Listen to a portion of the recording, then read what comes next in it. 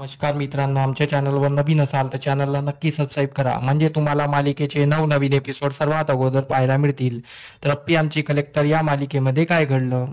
तर अमोल हा किचनमध्ये येतो, त्याच्या मागे फुईआजी पण येते.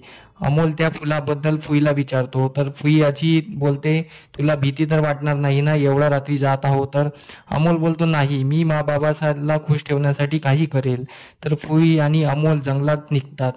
इकडे अप्पी खाली आली असते, तिला अमोल सोफ्यावर झोपलेला दिसतो, पण अमोल तिथे नसतो. अमोल फुई सोबत जंगलात आला असतो. अमोल फुईला बोलतो, आजी ते फूल कुठे आहे, दिसत नाही आहे. तर आजी बोलते, थांब, दिसेल. मग फुई आजी बोलते, हे आहे ते ब्रह्मकमळ, रात्री 12च्या नंतर ते उमलेल. तर मी घरी जाते बाळा, कारण की माझी घरची लोक वाट पाहत असेल. तू इथेच थांब, तुला फूल उमललं की तू घेऊन ये. तर अमोल बोलतो, आजी मला भीती वाटते. तर फुई आजी बोलते, तुझ्या मा बाबाला एकत्र आणायचं आहे ना तुला, मग हे करावे लागेल बाळा. तर अमोल बोलतो, ठीक आहे, मी मा बाबासाठी काही करेल. तर इकडे घरी अप्पी अमोलला वरती घेऊन जायचं ठरवते, तर ती अमोलला उचलायला जाते. तर अमोल तिथे दिसत नाही.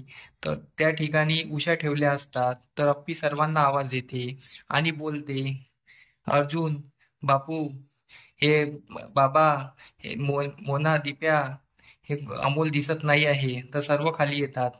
तर अमोलला शोधतात. अर्जुन, अप्पी सर्व अमोलला शोधत असतात.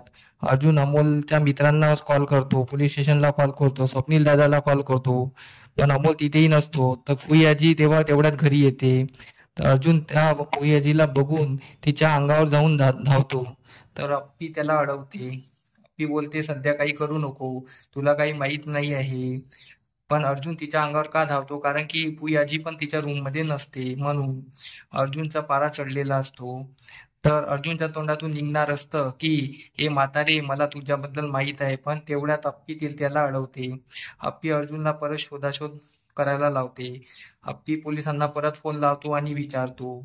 तर अर्जुन आणि अप्पी बाहेर बोलत असतात. मनी मस्त मस्त घरात मजा करत असते, तिला मस्त मजा येत असते सर्वांना शोधाशोध पाहून. मग अप्पी बोलते, तू माझ्या बंट्याला माझ्यापासून लांब केलं ना, आता मी तुझ्या मुलाला तुझ्यापासून लांब करेल, तुला धडा शिकूनच राहील. त्यानंतर ती अर्जुनला बोलते, अर्जुन, ती फुई आजी जेव्हा घरात आली तेव्हा तिच्या अंगावर पाण्याचे थेंब होते, म्हणजेच ती बाहेरून आली होती, कारण घरात पाण्याचे थेंब कुठून येणार. तर अर्जुनला पण संशय येतो. तर अर्जुन परत तिच्यावर धावून जाणार असतो. अप्पी त्याला थांबवते. पण हे सर्व मनी मावशीने ऐकले असते. मनी मावशी बोलते, तू अप्पे खूप हुशार आहे ग, तू लवकरच ओळखून घेतलं. तर फुई आजी बोलते, नाही, मला अमोलला आणावंच लागेल, नाहीतर हा अर्जा खूप तेड्या दिमाखाचा आहे, माझं काही करेल. म्हणून ती अमोलला आणायला निघून जाते. आणि इकडे अमोलला ब्रह्मकळं मिळालं असते. तर फुईआजी त्याला घरी घेऊन येते. अमोलला बघून सर्वांच्या जीवात जीव येतो. अप्पी अर्जुन अमोलला खूप रागवतात, खूप बोलतात. तर ते मग अमोल सांगतो की, मी असं असं केलं, म्हणजे घडलेला सर्व प्रकार तिला सांगतो. पण मग अप्पी विचारते, तुला हे कोण सांगितलं. तर अमोल फुई आजीचं नाव घेतो. अर्जुन अप्पी फुई आजीला वर चिडतात, खूप तिला बोलतात. पण फुई आजी बोलते, आम्ही तुम्हाला सरप्राईज देणार होतो, म्हणून आम्ही हे तुम्हाला सांगितलं नाही. असं बोलून फुई आजी आपली गोष्ट पलटवते आणि इथेच आजचा भाग संपतो. धन्यवाद.